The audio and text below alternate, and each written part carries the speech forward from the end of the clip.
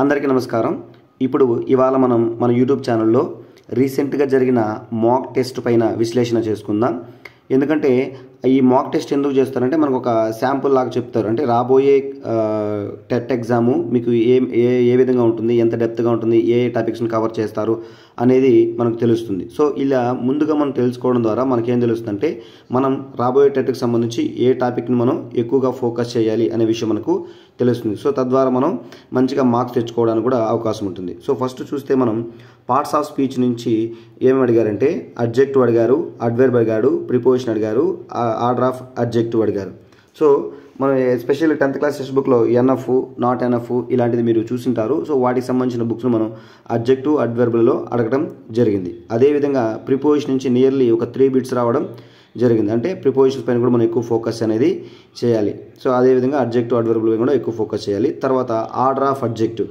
So మనం చెప్పుకున్నాం ఒక సెంటెన్స్లో ఒకటి కన్నా ఎక్కువ అడ్జెక్టివ్లు ఉన్నప్పుడు ఏ విధమైన ఆర్డర్ మనం ఫాలో అవ్వాలి అని మనం ఆర్డర్ ఆఫ్ అడ్జెక్టివ్ ద్వారా తెలుసుకోవడం జరిగింది. సో అంటే ఇక్కడ కేవలం మనము adjective, adverb, preposition, order of adjective కాకుండా మిగిలిన దాన్ని కూడా మనం ఒక ఐడియా అనేది అవగాహన ఉండాలి. కాకపోతే మార్క్ టెస్ట్లో ఇచ్చారు కాబట్టి వీటిపైన మనం ఎక్కువగా ఫోకస్ చేయాల్సిన అవసరం ఉంది. సో మ్యాక్సిమం ఆ మార్క్ టెస్ట్లో ఇచ్చినవి కూడా టెక్స్ట్ బుక్ ఓరియంటేషన్ అంటే టెక్స్ట్ బుక్ ఓరియంటెడ్గానే ఇవ్వడం జరిగింది. సో చాలా ఎగ్జాంపుల్స్ టెక్స్ట్ బుక్ నుంచే ఇవ్వడం జరిగింది. సో కాబట్టి మళ్ళీ మనం ఎన్ని ప్రీవియస్ బిట్స్ చూసుకున్నా కూడా రాబోయే ఈవెన్ మార్క్ టెస్ట్లలో కూడా టెక్స్ట్ బుక్ని టచ్ చేయడం జరిగింది. సో కాబట్టి మ్యాక్సిమం మీరు చూసారు మనం ఎస్జిటీలో ఏం చెప్పారు, మీరు 3rd నుంచి 6th వరకు 8th వరకు చదువుకోండి సరిపోతుంది అంటారు. అయినప్పటికీ ఇప్పుడు మీరు రాసిన మార్క్ టెస్ట్లో మీరు అబ్జర్వ్ చేస్తారో లేదో 10th క్లాస్ టెక్స్ట్ బుక్ నుంచి అడిగారు, 8th నుంచి అడిగారు, 9th నుంచి కూడా అడిగారు. అంటే ఏంటి, మనము గ్రామర్ అనేది ఖచ్చితంగా 10th వరకు నేర్చుకోగలిగితే ఖచ్చితంగా మనం రాబోయే టెట్ ఎగ్జామ్లో ఖచ్చితంగా మంచి మార్క్స్ తెచ్చుకోవడానికి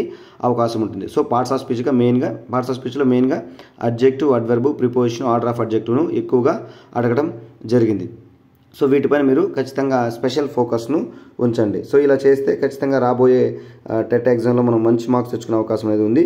సో నెక్స్ట్ అనేది ఆర్టికల్స్ నుంచి కూడా నియర్లీ ఒక 2 బిట్స్ అనేది అడగడం జరిగింది.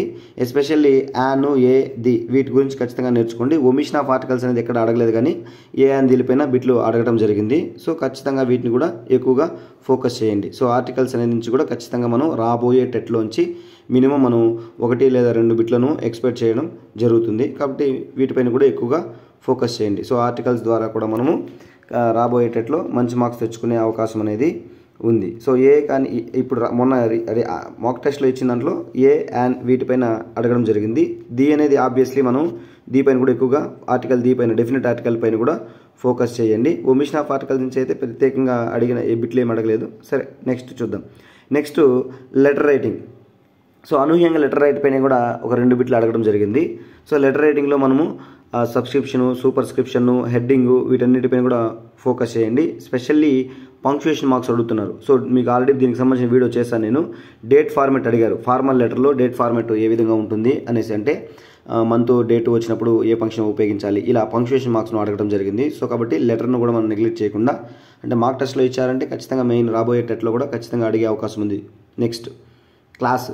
సో మనం ఎక్కువ మంది ఇంట్రెస్ట్ చూపించే క్లాస్, అంటే మనం చేసిన వీడియోస్లో కూడా క్లాస్కి సంబంధించిన వీడియోస్కి ఎక్కువ వ్యూస్ కూడా వస్తున్నాయి. అంటే ఎక్కువ మంది దానిపైన ఇంట్రెస్ట్ చూపిస్తున్నారు. సో అదేవిధంగా మీ ఇష్టానికి అనుగుణంగానే ఇక్కడ క్లాస్ పైన కూడా బిట్లు అడుగుతున్నారు. సో అంటే డైరెక్ట్ క్లాసే కాకుండా simple sentence, complex sentence, compound sentence పైన కూడా బిట్లు అడిగారు. సో మీకు తెలుసు ఏది సింపుల్ సెంటెన్స్, ఏది కాంప్లెక్స్ సెంటెన్స్, ఏది కాంపౌండ్ సెంటెన్స్ అనేది, ఎక్కడ కంజంక్షన్, సో సబార్డినేట్ కంజంక్షన్ ఎక్కడ ఉంటాయి, కోఆర్డినేట్ కంజంక్షన్స్ ఎక్కడ ఉంటాయి, ఇవన్నీ కూడా మీరు ప్రత్యేకించి ఫోకస్ చేయండి. ఎందుకంటే ఖచ్చితంగా వీటి నుంచి ప్రీవియస్ బిట్లు నెంబర్ ఆఫ్ అడిగారు, ప్లస్ మార్క్ టెస్ట్లో అడిగారు, ప్లస్ రాబోయే దాంట్లో కూడా అడిగే అవకాశం అనేది ఖచ్చితంగా ఉంది. సో దీన్ని క్లారిటీగా నేర్చుకోండి. సింపుల్ సెంటెన్స్ అంటే టైప్స్ ఆఫ్ సెంటెన్స్కి అడుగుతాను డైరెక్ట్గా. సింపుల్ సెంటెన్స్ అంటే కింద ఇచ్చింది సింపుల్ సెంటెన్సా, కాంప్లెక్స్ సెంటెన్సా, కాంపౌండ్ సెంటెన్సా అని కూడా అడుగుతున్నారు. ప్లస్ అదేవిధంగా ఇఫ్ క్లాస్ కూడా అడుగుతున్నారు. ఇఫ్ కండిషన్ క్లాస్ ఉన్నాయి కదా, వీటిని కూడా ఫోకస్ చేయండి.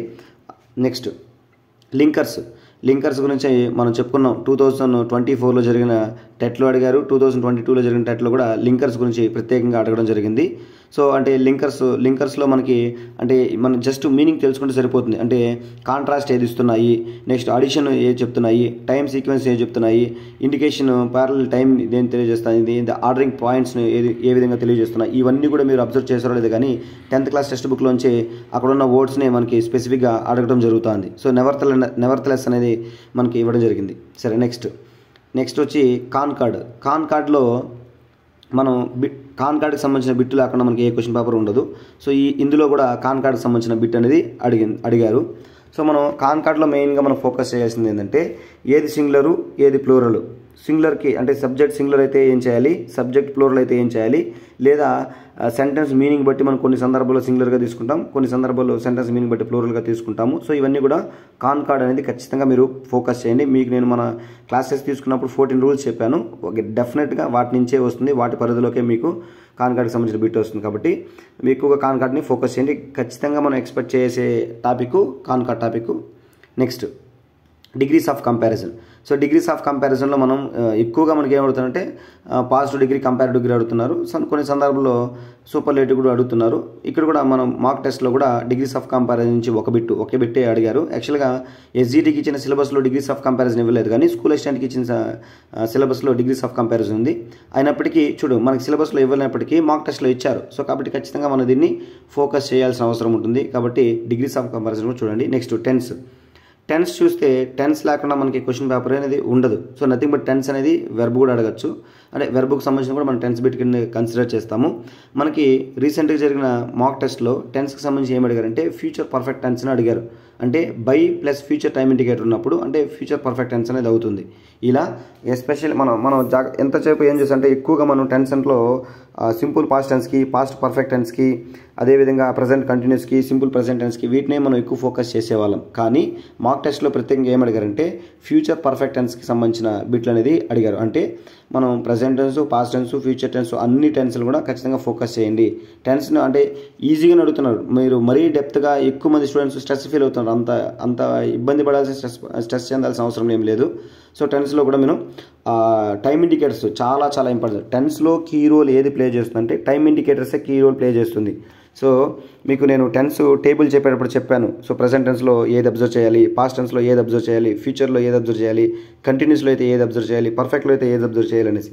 సో ఇలా సెంటెన్స్ అంతా ఒక విధంగానే ఉంటుంది. సో టెన్స్ అంటేనే మనకు తెలుసు టైం ప్లస్ యాక్షన్. అంటే యాక్షన్ ఎంత ఇంపార్టెంటో ఆ యాక్షన్ జరిగిన టైం కూడా అంతే ఇంపార్టెంట్. కాబట్టి టెన్స్లో కీ రోల్ ఏది ప్లే చేస్తుందంటే టైం ఇండికేటరే కీ రోల్ ప్లే చేస్తుంది. సో ఇప్పుడు మార్క్ టెస్ట్లో ఇచ్చింది కూడా మనం ఏం చేసామంటే ఆ ఫ్యూచర్ పర్ఫెక్ట్ టెన్స్ అని ఎలా ఐడెంటిఫై చేయగలమంటే by plus future time indicator ఉంది కాబట్టి మనం ఫ్యూచర్ టైం ఇండికేటర్గా దానిని గుర్తించడం జరిగింది సులభంగా. సో టైం ఇండికేటర్ని ఎక్కువ టెన్స్ నేర్చుకునేటప్పుడు మీరు యాక్షన్తో పాటు టైం ఇండికేటర్ పైన ఎక్కువగా ఫోకస్ చేయండి. అలాంటప్పుడే మనం టెన్స్లో మార్క్ చేసుకోగలం. సో ఈ విధంగా మనం ఇప్పుడు మార్క్ టెస్ట్లో ఏమేమి అడిగారో మనం తెలుసుకున్నాం. సో వీటిపైన ఎక్కువ ఫోకస్ చేస్తే రాబోయే టెస్ట్లో మీరు మంచి మార్క్స్ తెచ్చుకునే అవకాశం అనేది ఉంది. Thank you.